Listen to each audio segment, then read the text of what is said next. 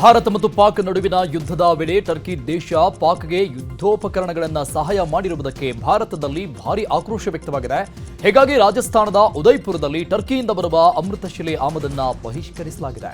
ಅಮೃತಶಿಲೆ ವ್ಯಾಪಾರಿಗಳು ಟರ್ಕಿ ದೇಶ ಪಾಕಿಸ್ತಾನಕ್ಕೆ ಸಹಾಯ ಮಾಡಿದೆ ಅಂತ ಆರೋಪಿಸಿ ಅಮೃತಶಿಲೆ ಆಮದನ್ನು ಬಹಿಷ್ಕರಿಸಲಾಗಿದೆ.